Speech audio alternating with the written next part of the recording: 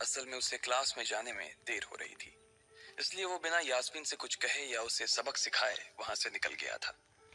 Lucky Delhi university के ही एक college में पढ़ता था।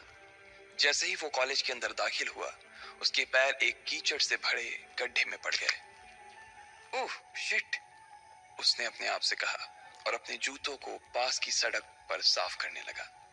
वो कॉलेज एडमिनिस्ट्रेशन के दफ्तर की ओर देखकर उसे कोस रहा था। कॉलेज की सड़कों पर इतने सारे गड्ढे हो गए थे, लेकिन वो लोग एक भी गड्ढा नहीं भरवा रहे थे। जब भी लकी इस चीज की कंप्लेन करने के लिए वहां जाता, तो वो इसे ये कह देते कि फंड ही नहीं है।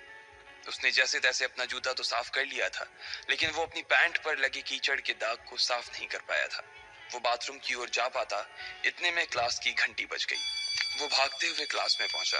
उसने दरवाजे के बाहर से ही देखा कि प्रोफेसर कमलनाथ मिश्रा पोडियम पर आ गए थे और उन्होंने आज के लेक्चर की शुरुआत भी कर दी थी। जैसे ही उनकी नजर बाहर खड़े लकी पर पड़ी, तो उनकी आंखें निराशा से भर आई। इधर लकी का सिर भी शर्म से झुक गया था और उसे अंदर ही अंदर बुरा लग रहा था। कॉलेज में जितने भी प्रोफेसर थे, उनमें से कमलनाथ जी को लकी सबसे ज्यादा पसंद करता था। बाकी प्रोफेसर ये बात जानते थे कि लकी पढ़ाई के साथ साथ जॉब भी करता था, इसलिए उसका पढ़ाई में ध्यान नहीं था। इसलिए वो भी लकी के ऊपर ज्यादा ध्यान नहीं देते थे। कुछ लोग तो पूरी क्लास के सामने उसका मजाक भी उड़ाते थे, लेकिन सिर्फ कमलनाथ जी ही ऐसे प्रोफेसर थे जो उसके साथ बराबरी का व्यवहार करते थे। लकी बिना कुछ कहे वैसे ही अपना सिर नीचे झुकाए क्लास में दाखिल हो गया। जैसे ही उसके पैर क्लास में पड़े, सभी लोग उसकी ओर देखने लगे। अबे, ये फटीचर कब से लेट आने लगा? सूरज पश्चिम से उग सकता है, लेकिन ये कभी लेट नहीं हो सकता। आज क्या हो गया इसे?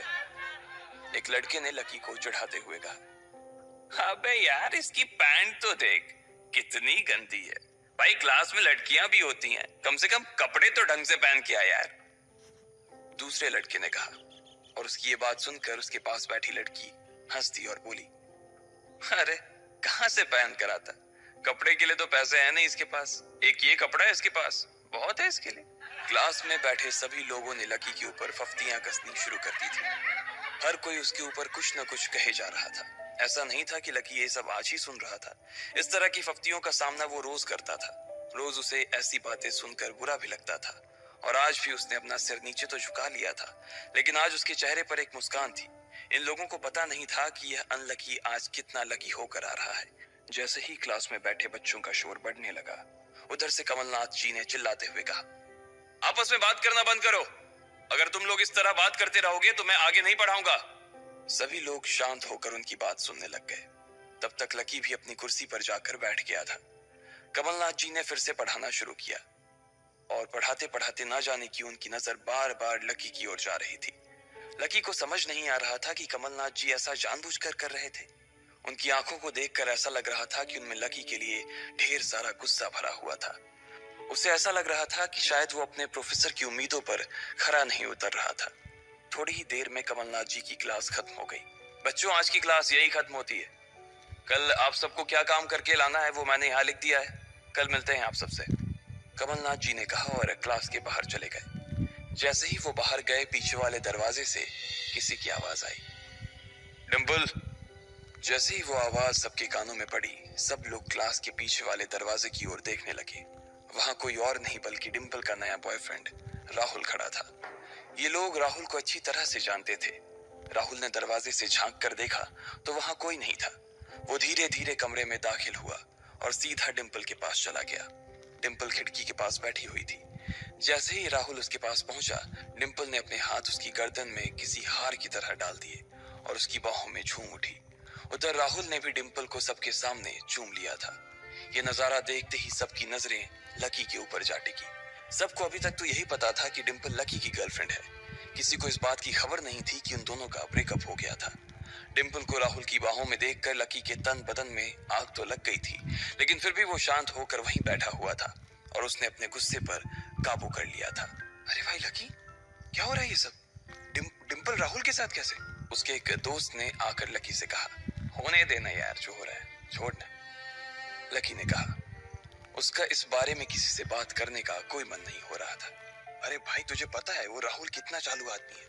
अभी तक इस कॉलेज की 5 लड़कियों को फंसा चुका है और ये डिंपल छठी है, लकी के दोस्त प्रीतम ने उससे कहा। उसकी ये बात सुनते ही लकी ने प्रीतम को घूर कर देखा। प्रीतम को लगा कि लकी को उसकी बात का बुरा लगा था, लेकिन अगले ही पल वो उसे देखकर मुस्कुराया और बोला, कोई बात नहीं भाई, सबकी अपनी अपनी लाइफ है। ये कहकर लकी डिंपल की ओर देखने लगा, जो कि राहुल की बाहों में इतरा रही थी। वो जानती नहीं थी कि लकी चाहता तो यहीं खड़े खड़े राहुल और उसके पिता को उनके कारोबार समेत खरीद सकता था। उधर जैसे ही राहुल और डिंपल की नजर भी लकी पर पड़ी, तो वो जानबूझकर उसे छेड़ने के लिए उसके सामने से गुजरने लगे। अच्छा लकी, सुनना जरा। अचानक से डिंपल लकी के सामने रुकी और बोली। उसने अभी भी राहुल की कमर में अपना एक हाथ डाल रखा था। फिर उसने अपने दूसरे हाथ से अपना मोबाइल निकाला और उसका कवर खोलकर लकी के मुंह पर फेंक दिया और बोली, अब क्योंकि मैं तुम्हारे साथ नहीं हूं, इसलिए मुझे तुम्हारे इस बेकार से कवर की कोई जरूरत नहीं। इसे तुम अपने पास रख सकते हो। लकी ने उससे कुछ नहीं कहा और नीचे गिरा वो कवर उठाकर अपनी टेबल पर रख दिया। बेबी, इसने तुम्हें कवर गिफ्ट किया? कवर कौन गिफ्ट में देता है भाई? राहुल ने उसके सामने ही डिंपल से कहा। राहुल लकी को नीचा दिखाने का एक भी मौका अपने हाथ से जाने नहीं देना चाहता था। लकी अंदर ही अंदर मुस्कुरा रहा था। डिंपल ने राहुल की ओर देखा और बोली, बेबी, बात यह है कि जिसकी मोबाइल खरीद कर गिफ्ट करने की औकात नहीं होगी, वो सिर्फ कवर ही तो गिफ्ट कर सकता है ना, और क्या। कोई बात नहीं बेबी, मैं आज ही तुम्हें एक नया फोन दिलवाता हूँ। आ जाओ, चलते हैं कनॉट प्लेस और वहां से लाते हैं बेबी के लिए एक नया फोन। राहुल ने कहा। लकी का मन तो यही कर रहा था कि वो जोर से राहुल के ऊपर हंसे, लेकिन उसने अपनी हंसी को रोक लिया था। हाँ बेबी, हमने एक पहले नया फोन खरीदेंगे और फिर उस फोन की पार्टी भी करेंगे, और उसके बाद आज, डिंपल ने कहा और राहुल के चेहरे पर उंगलियां फिराने लगी। राहुल भी और लकी भी उसके इशारे को समझ गए थे। लकी जानता था कि ये सब सिर्फ उसे चिढ़ाने के लिए वो कर रही थी, लेकिन लकी को खुद के लिए नहीं बल्कि डिंपल के लिए बुरा लग रहा था। वो मन ही मन ये सोच रहा था कि अगर डिंपल बस थोड़ा सा और इंतजार कर लेती, तो आज लकी उसके लिए फोन की पूरी दुकान खरीद कर रख देता। भाई, ये सब क्या हो रहा है? तेरे सामने ये सब हो रहा है और तू बस मुस्कुराए जा रहा है। गुस्सा नहीं आ रहा तुझे? प्रीतम ने लकी से पूछा। नहीं यार, जो हो रहा है अच्छा ही हो रहा है। जो होता है वो भी अच्छे के लिए होता है, इसलिए चिल यार, छोड़। लकी ने कहा और फिर राहुल और डिंपल की ओर देखने लगा। अब उन दोनों की नजर लकी के मुस्कुराते हुए चेहरे पर पड़ी तो वो अंदर से भवक गए। दोनों की दोनों ही ये सब सिर्फ और सिर्फ लकी को जलाने के लिए कर रहे थे, लेकिन वो तो ऐसे बैठा था जैसे उसका और डिंपल का कोई रिश्ता ही नहीं था। जब अपनी इस बातों का लकी के ऊपर कोई असर होता नहीं दिखा, तो डिंपल राहुल से बोली, बेबी चलो यहाँ से। बेबी नहीं बेबी, हबी। आज से तुम मुझे हबी बोलोगी और मैं तुम्हें बोलूंगा मेरी प्यारी वाइफी। राहुल ने कहा और लकी के सामने ही डिंपल को चूम लिया। ये देखते ही लकी थोड़ा सा जल भुन तो गया और उसका जवाब भी वो राहुल को देना चाहता था, इसलिए उसने कहा, डिंपल ये सब क्यों कर रही हो तुम? क्या दिखाना चाहती हो इससे? लकी को डिंपल का ऐसा रूप देखकर उसी के लिए बुरा लग रहा था। राहुल की किसी बात का तो लकी के ऊपर कोई असर ही नहीं हुआ, लेकिन लकी की इस बात का राहुल को जरूर बुरा लग गया था। उसने गुस्से से अपनी नाक फुलाते हुए कहा, ओए फटीचर, ज्यादा बकवास करने की जरूरत नहीं है। आज के बाद अगर तूने मेरी डिंपल के बारे में कुछ कहा या उसकी तरफ आंख उठाकर भी देखा ना, तो मैं राजपथ पर तेरी परेड करवा दूंगा। रहने दे भाई, उसकी जरूरत नहीं पड़ेगी। मैं खराब चीज ना तो देखता हूँ और ना ही उसके बारे में बात करता हूँ। लकी ने कहा और फिर से प्रीतम की ओर देखकर हंसने लगा। जिस तरह से लकी आज राहुल के मुंह पर जवाब फेंक कर मार रहा था, प्रीतम को तो विश्वास ही नहीं हो रहा था कि ये वही लकी है जो उसका दोस्त हुआ करता था। उधर राहुल उसका जवाब सुनकर गुस्से से लबरेज हो रहा था। वो लकी को सबक सिखाने के लिए अपना घूंसा तान कर उसकी दिशा में बढ़ा ही रहा था कि इतने ही में पीछे से एक लड़की की आवाज आई, डिंपल। सब लोगों ने फिर से उस आवाज की ओर देखा। वहां पर एक थोड़े छोटे कद की लड़की खड़ी थी और वो गुस्से से डिंपल की ओर देख रही थी। उसकी आंखों पर चश्मा लगा था और उसके बाल खुले हुए थे। अब तू हद से आगे बढ़ती जा रही है डिंपल।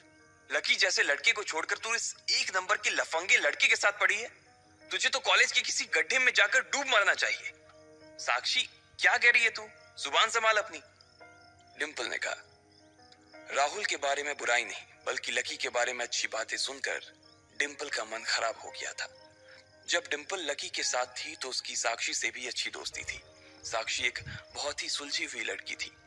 जब भी डिंपल और लकी के बीच किसी बात को लेकर झगड़ा होता तो डिंपल उसे सुलझाने के लिए अक्सर साक्षी की ही मदद लेती थी। मैं जो कह रही हूँ ना, सही कह रही हूँ। तुझे सीरियसली शर्म आनी चाहिए डिंपल। मैंने कभी नहीं सोचा था कि तू ऐसी लड़की निकलेगी। लकी जैसा बंदा ना तुझे कहीं नहीं मिलेगा, साक्षी ने कहा और एक कदम आगे आ गई। इधर लकी ने देखा कि साक्षी की बात सुनते ही राहुल के कान खड़े हो गए थे, लेकिन वो सच बोल रही थी, इसलिए राहुल भी कुछ नहीं कर सकता था। साक्षी लकी के पास आकर खड़ी हुई और बोली, तू इतनी जल्दी कैसे भूल गई यार? लकी तेरे लिए हर टफ टाइम में खड़ा रहा था।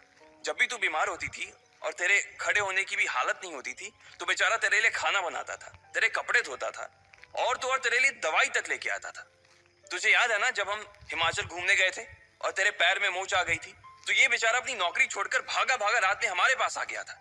इतना प्यार किया इसने तुझसे और तू इसे छोड़कर जा रही है, साक्षी ने कहा। अपने लिए साक्षी के मुंह से इतना सब कुछ सुन लेने के बाद लकी ने अपनी गर्दन नीचे झुका ली थी। उसे डिंपल के साथ बिताए वो सारे लम्हे याद आ रहे थे। वो डिंपल के ऊपर जान छिड़कता था।